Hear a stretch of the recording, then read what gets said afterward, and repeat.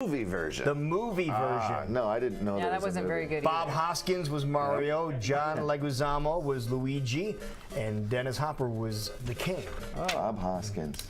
Do you know Bob Hoskins was actually slated to be De Niro's part in The Untouchables? And, Really? And then the producer, Art Linson, says, hey, we can get De Niro. So they had to pay out that guy, Hoskins, bring on De Niro, and they said, hey, we've got all the wardrobe ready to go. And he went on set, and they said, he goes, no, I'm going to need all new clothes. So another $600,000 for new clothes for De Niro. Anyway, it's Roske on Politics time. Wow. Yeah, he knows everything. Folks, we're going to start today with a public service announcement. Oh.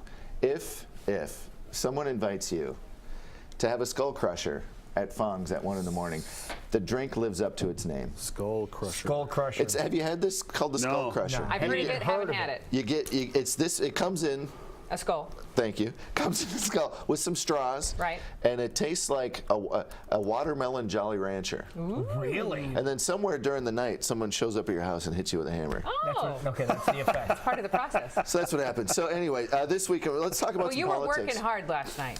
Hey, you got the picture up. Yeah, this is what Roske does on the weekends, folks. If you go to the surface here real quick. Yeah. There we are. There's Lou. There's Jackie. There's Andrea. There's Mike. And who we got? There's Tony and Suzette and Taylor.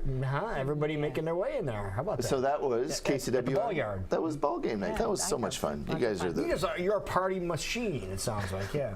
I'm a political operative Isn't out that there what you meeting do? what it people. is? I was gonna say, isn't that what you do in politics? You take them out and you wine them. So last night, I will say that I was with a person who is running an Iowa campaign for an actual declared candidate. They said when they wake up, they don't turn on Good Day America, they don't turn on Today Show, they turn on Great Day. They love That'll your be show. his downfall. They love what you're doing. And once they get their TV fixed, then they should be able to see what the Weather Cable's Channel a great has to thing. say. So politics. You know, Ramadi. You guys have heard that Ramadi was taken over by ISIS this Yes. week.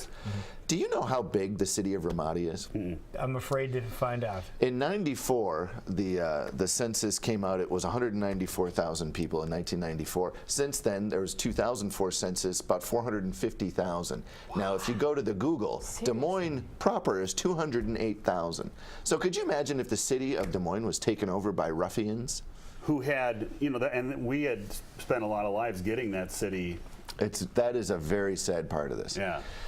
There's actually a documentary out right now. Melissa Fitzgerald, who's in my movie Courting Des Moines, also runs Justice for Vets. If you go to justiceforvets.org right now, they have a link to see a documentary that's absolutely free, and it's called That Which I Love Destroys Me. It's about 2 veterans. They've returned back, and it's their journey through PTSD, and they talk about Anbar Province and the serious cost of lives and expense that was spent in that area.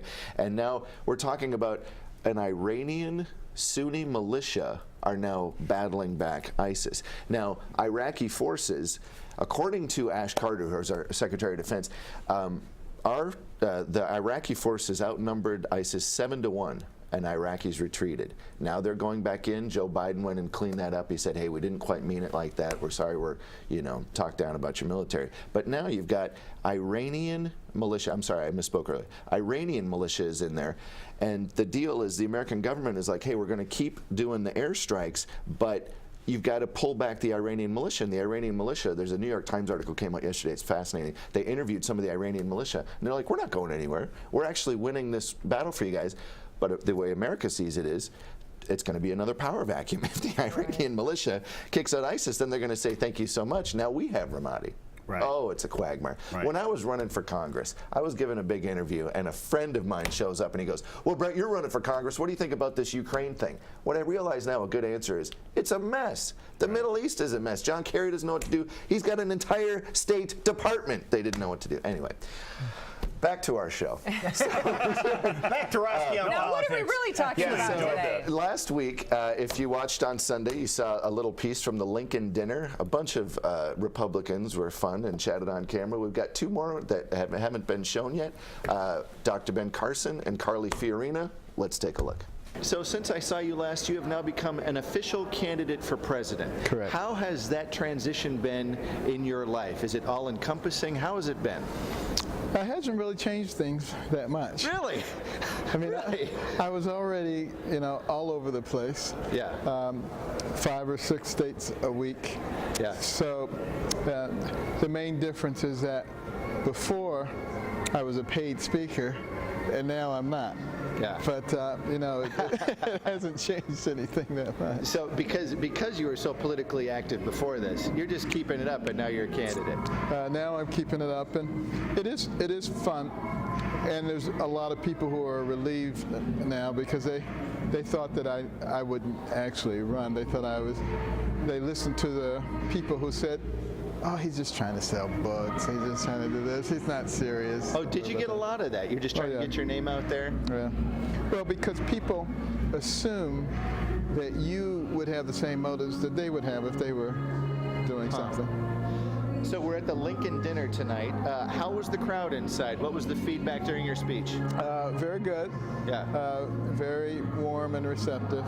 And, you know, I can't imagine how they can sit through so many speakers, though. There's quite a lineup tonight. I think there's 11 different speakers going on. Yeah. So you are running for president. What is your main goal as a candidate while you're running? Is it all going to be Iowa retail politics? Are you going to be working on bigger stages in different other states? What's the game plan? I'm all over the place. The real game plan is to try to get American people to wake up and to think for themselves. Not to think what pundits want you to think, not to think what political parties want you to think, but to actually use your brain, listen to what people are saying, and ask yourself, is this something that's good for me, for my family, for my children and grandchildren? And if we start doing that, I think we'll get out of this morass that we've been in for decades now, which is leading us in the wrong direction. I think pretty much everybody will tell you that our country is moving in the wrong direction. And finally, how important will the Iowa caucus process be to your campaign? I think it's very important because the way things work here in Iowa, people actually get an opportunity to see the candidates up close and personal and to see who they actually are. Not who the media says they are, but who they actually are. So I think it's a very important process. So just while we were setting up, just had some amazing feedback from just normal Iowans saying they loved your speech. How do you feel it went tonight? Well, I always love speaking to the people of Iowa because they're a sophisticated political audience. You know, they hear a lot of speeches. And I think one of the things that Iowans tell me all the time that they appreciate is that I sound different. And I sound different because I have a different experience set and different perspectives. Is that one of the things you're running on, that you're not a politician? Yes, I'm not a politician. I'm not a political neophyte. I've been around Washington and politicians and government in many different forms over many years. But what I do bring to the table is an understanding of how the economy works, an understanding of how the world works and who's in the world. I know more world leaders on the stage today than virtually anyone else running. I know how bureaucracies work. Government is one big bloated bureaucracy. I know technology, which is important now, and I understand executive decision making and leadership, which is what this job is all about, I think. So to give viewers an idea, we just had the speeches upstairs, just had a full dinner, and now why don't you tell our viewers what's happening now? Well, what's happening now is we have a hospitality suite. Everyone who spoke here tonight has a hospitality suite where we can welcome people who want to get to know me a little bit better and want to know a little bit more about what I'm all about can come in and we can have some personal conversation. Now, you ran for Senate in California. How different was that from, say, this experience of being a presidential candidate in Iowa? Well, first of all, California, of course, is different. It's a different office, but California is a really big state, you know, almost 40 million people. So despite the fact that I lost that general election, I also won more Republican votes, more Democratic votes, and more independent votes than virtually anyone running anywhere in the nation.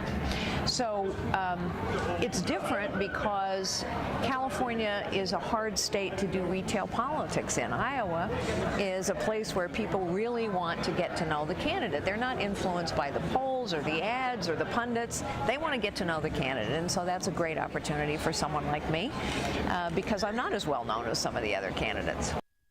So tomorrow night, Bernie Sanders is in town. I'll be with him. And then Saturday, apparently Martin O'Malley's announcing his run for president and flying straight to Iowa. He goes straight to the airport and comes straight to Iowa.